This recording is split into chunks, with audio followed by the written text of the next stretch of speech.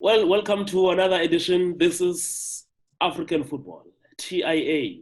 This time around, we take a different direction as we talk about different matters, also concerning the upcoming CAF elections. Next year, it's CAF 2021. We know that on the 12th of March, 2021, we are going to Morocco. And I don't know why they've chosen Morocco. But clearly maybe a lot of skimmish things which will be happening there. So maybe at the time they chose Morocco, things were different at that time. But joining me on the line here is none other than FG, Francis Gaitho, my man from Kenya. You know him on Twitter as the Kenya Football, but I can tell you that I was laughing, actually.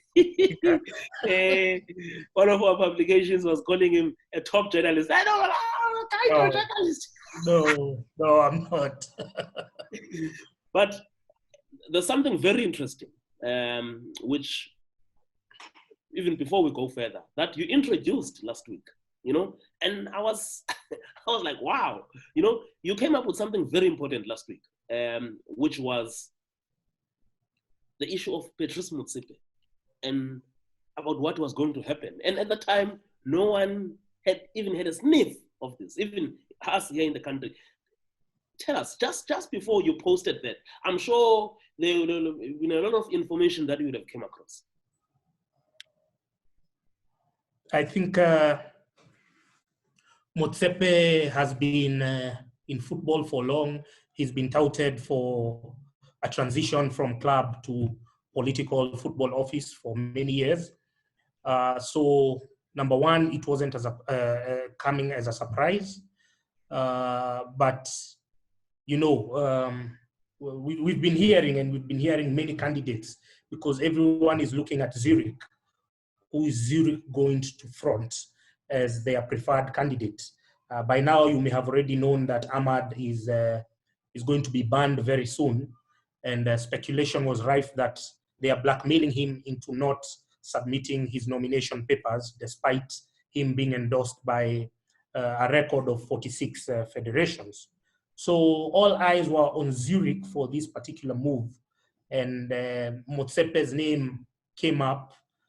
Initially, I started hearing Motsepe's name like 1 month ago, but because he doesn't want to be in conflict with his private businesses, he had a lot of soul searching and convincing to do both to his people that this is the right move.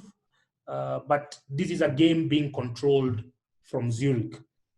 Always remember.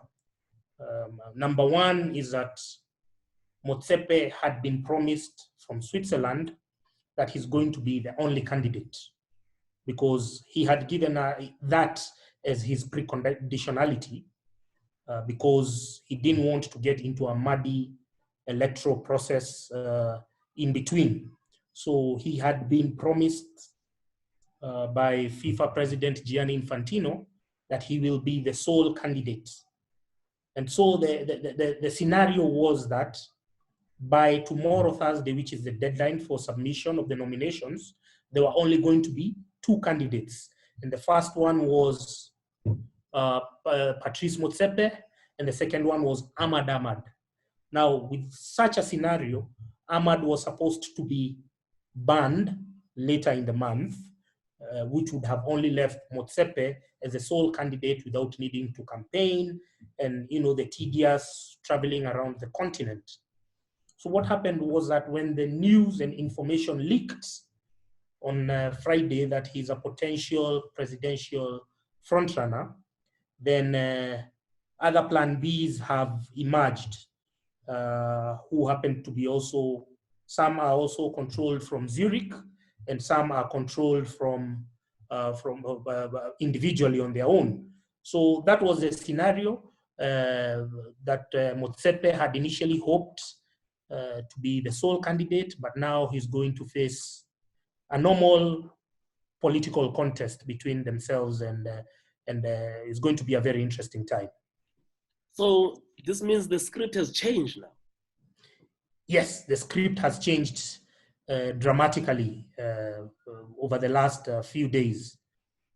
So he's going to have to, roll up his sleeves and get his hands dirty because it's going to be a very long and what can we call it, an antagonizing campaign period for the next 5 months. But there's this crucial meeting that you spoke about. Yes. There's this crucial meeting that you spoke about. So I can imagine that this was a crucial. It was, the CECAFA meeting had been masked as a CECAFA meeting, but it was FA presidents gathering and basically discussing, weighing their options, political options.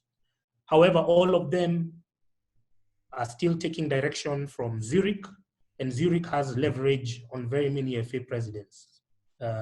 Based on, if you remember last year, I think the head of associations, is called Veron Omba, had said that probably less than 15% of the federations in Africa had complied or had complied with their financial reporting guidelines or their audits. So FIFA has leverage across Africa, various federations. So that was the first thing. They needed to know who has been backed by Gianni Infantino. So as we speak right now, Gianni Infantino has a lot of sway in who will eventually going to be the next FIFA president, the next CAF president, sorry. Well, this is very interesting because now when I look at this, I'm looking at him because he's not he's not been actively in like on daily basis, and this is like moving away from the norm. How do you see this panning out? Do you see him, for instance, being able to go door to door in terms of campaigning? And you know how football people are, Gaitho, you have to come down to their level. Yes.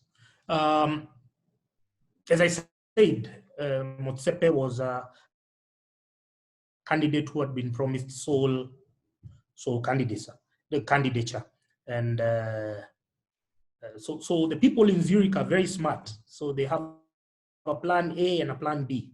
Is this likelihood that Motsepe will pull out because of negative publicity? He's very sensitive because his business is also equally sensitive to that kind of exposure. So he's very negative to especially social media, negative PR. He doesn't like, he's not that kind of guy. He's very straightforward, very business oriented. And this is a scenario as it is right now. Ahmed Yahya, who is the FA president of Mauritania, is FIFA's kind of like plan B in case and in the eventuality that Motsepe pulls out, not ready to engage in to get embroiled in the football politics of Africa. So Motsepe, they already know that there's a likelihood that he may pull out anytime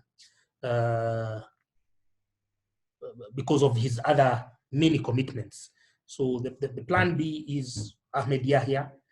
But if Motsepe decides to go the whole 9 yards, then FIFA will come in, depending on who they want, and be able to exert their kind of leverage. So very funny game that is being played by Switzerland.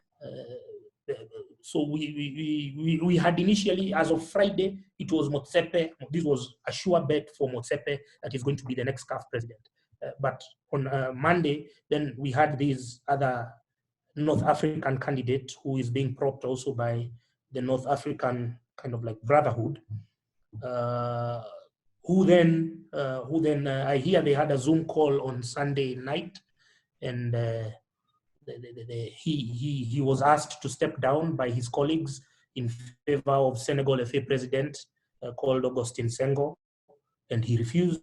and he said, I am going to, the whole 9 yards. And the speculation is rife that he's FIFA's plan B in the event that Motsepe pull out of the race. So meaning that Yaya is not really following his North African brothers or the camp of Ahmad. Yes. Instead, yeah. he's following the script of Infantino. In Exactly. fact, and also on the same question, FG, it's also, we must also not forget how crucial was Infantino's input in getting Ahmad to where he is currently. Exactly.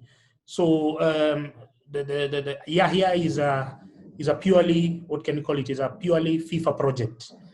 We can call Motsepe kind of like an independent, but was pushed by Gianni, because eventually what Gianni wants is he wants to control CAF after all this is over. So he needs a candidate who can be able to either, because Motsepe, number one, Motsepe was very appealing to FIFA because he's very busy. He has very many other business interests. So he would spend the least amount of time in Cairo. So yes, with that vacuum, then FIFA would step in to continue managing CAF. Then there's Yahya. Yahya is young. He's not experienced as regards to the continent, and so we'll need the technical input of FIFA to help him run CAF. So that's the objective of FIFA is two-pronged. So they need one out of the two candidates. They know either of them will meet their objectives, which is for them, they want to continue running CAF. They want to continue exerting their influence. They like that it represents a quarter of the votes at the FIFA Congress. They want to continue exerting that kind of influence because they have seen it is important when it comes to crucial votes. Wow, this is for me. This is very interesting. FG, is this a matter of besides just taking control of African football? Because we've seen with even with Fatma coming here for a whole year, or 6 months, if I can remember.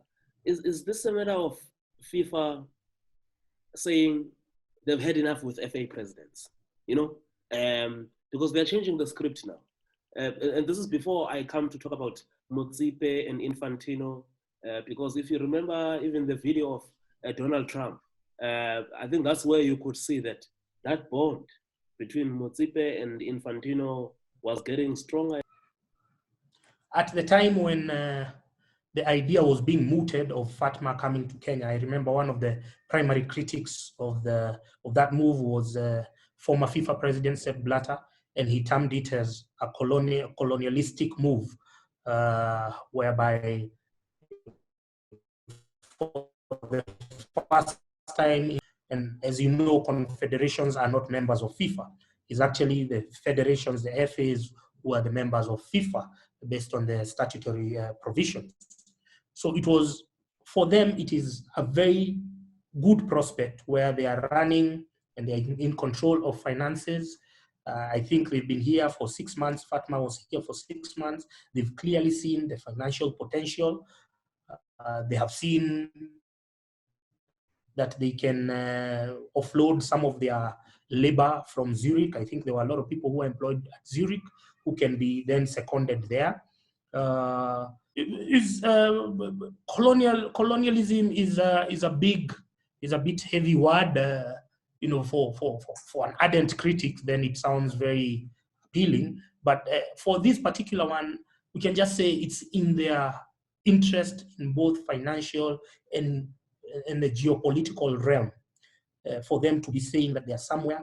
And when they bring a resolution to the FIFA Congress, they already have 54 votes in the bag without even worrying about anything else.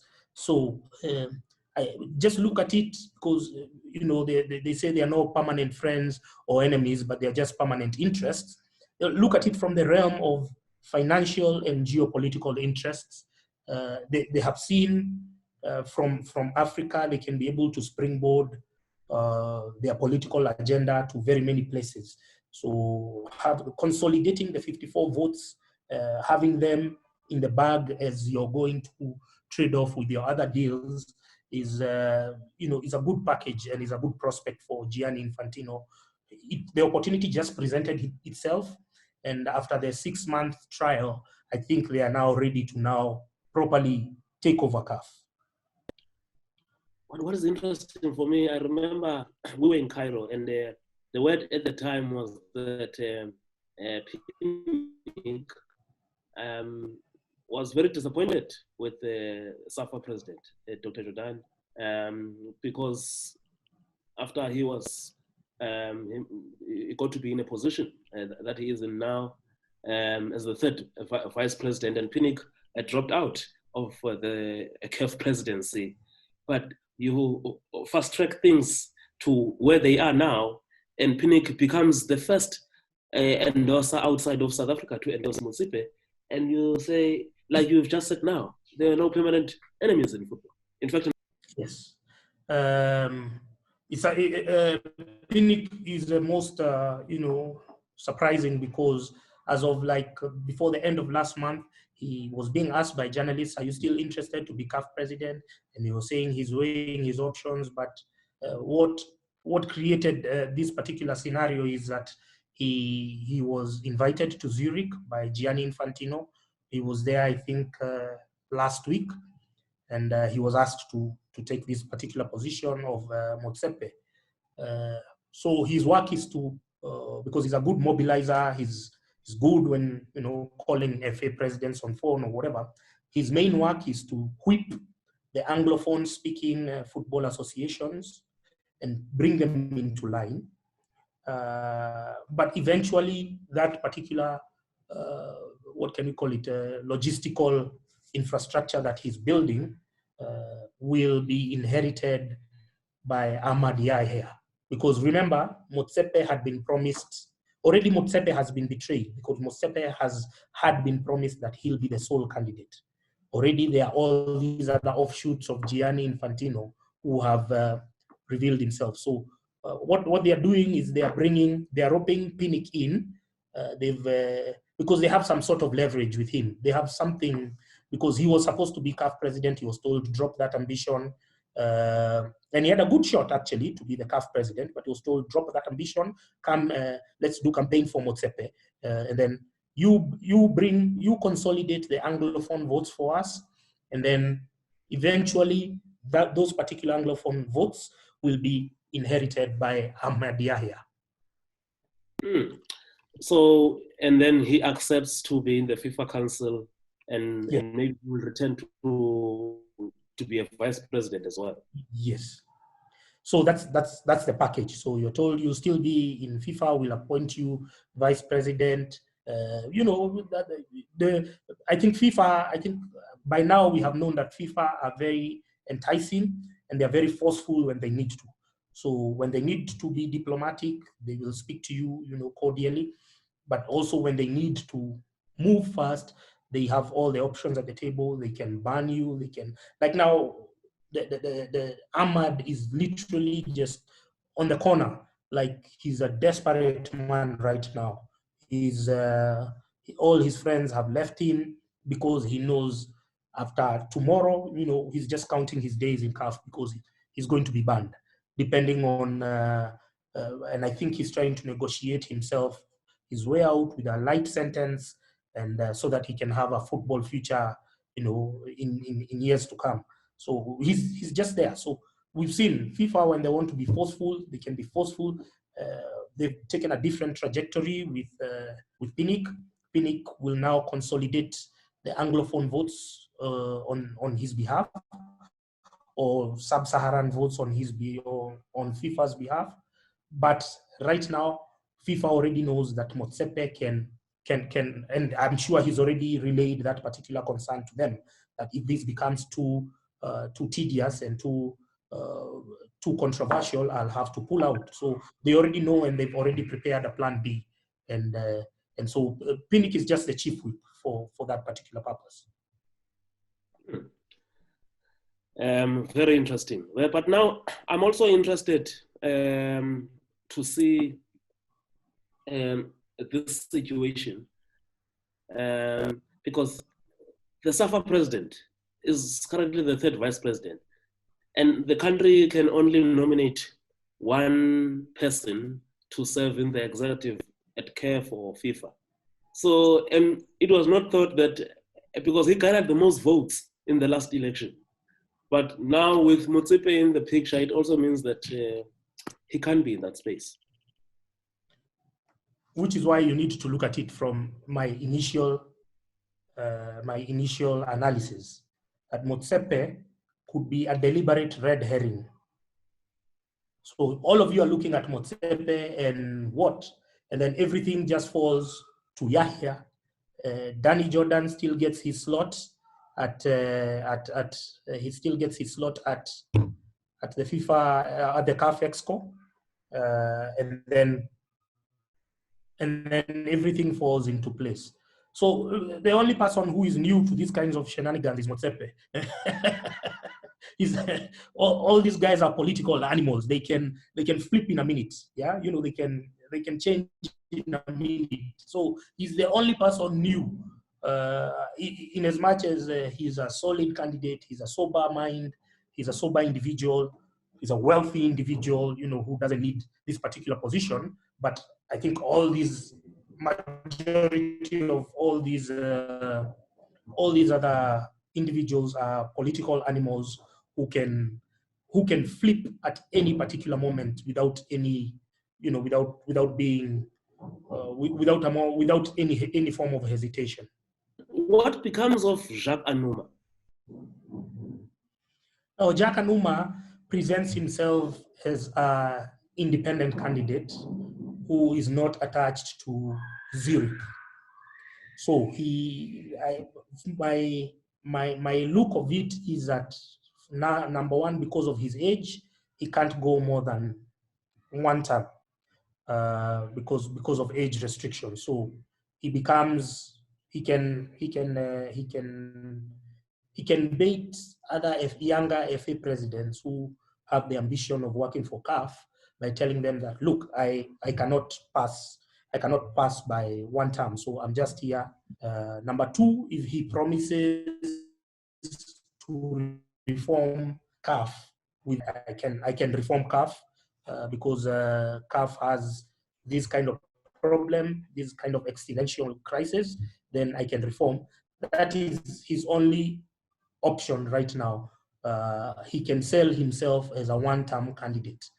However, if you look at Ahmad Yahya, he's very young. I think he's in his early 40s, mid 40s, sorry. So he has the capability of going three terms, and knowing how football aficionados are, they can always change the statutes to add an extra term or two. So he can go for a minimum of 3 terms, locking out any other aspirant in Africa from ever running that particular seat.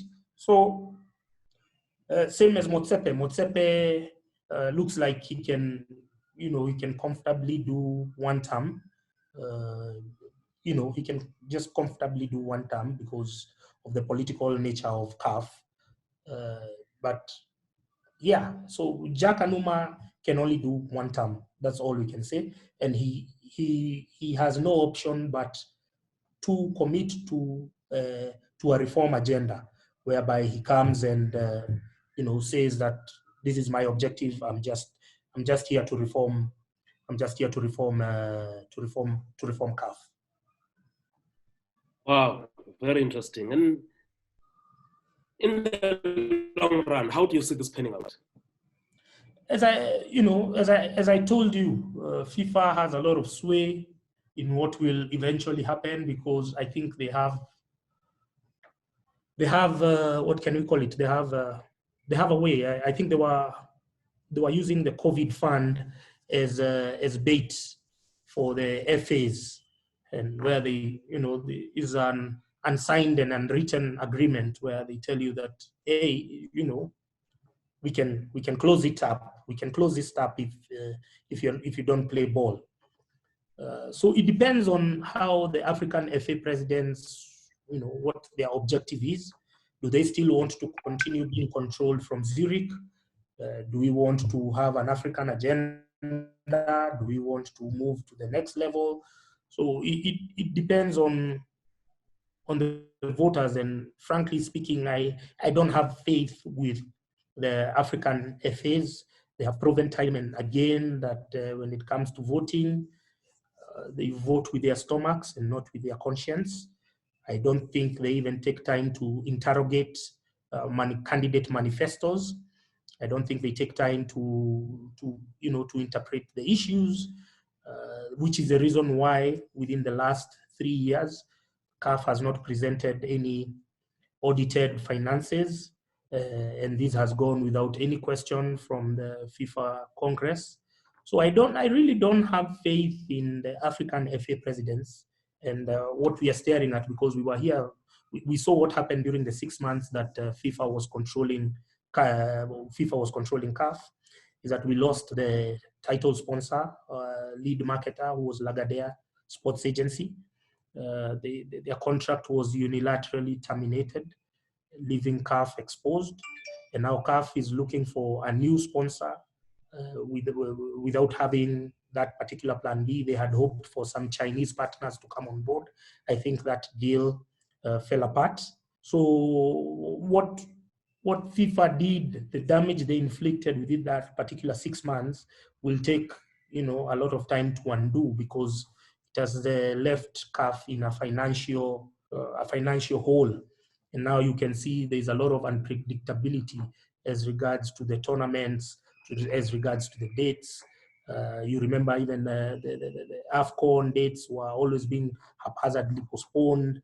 So it depends on what African FA presidents want. If they want a continuation of that, then they know what to do. But do we as Africans, do you as Velile, do you want FIFA to continue running CAF, or do you want Africans to run CAF so that we can build the tournaments and we can build a domestic audience for our tournaments and our events and our competitions and our leagues?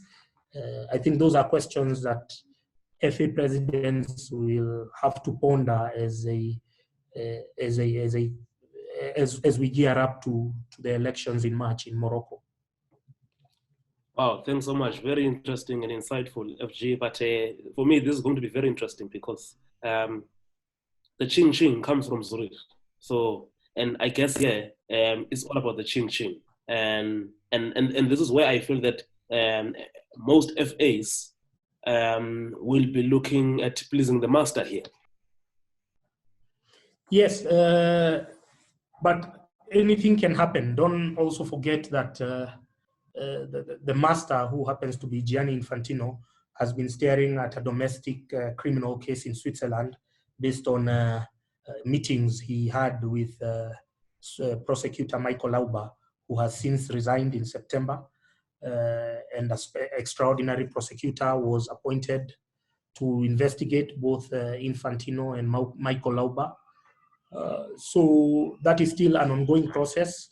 We don't know whether it will mature in 2020 or it will mature in 2021.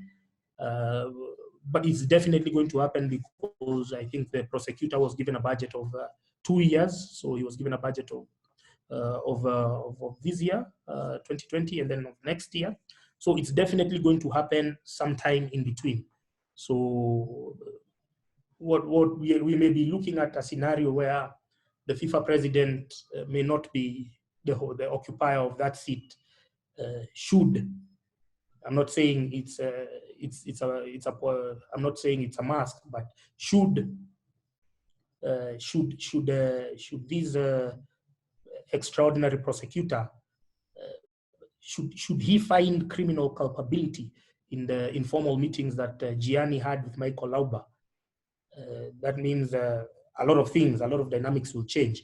And if that particularly happens before March, then things, the whole what can we call it? The whole logistical structure that they've built up will collapse.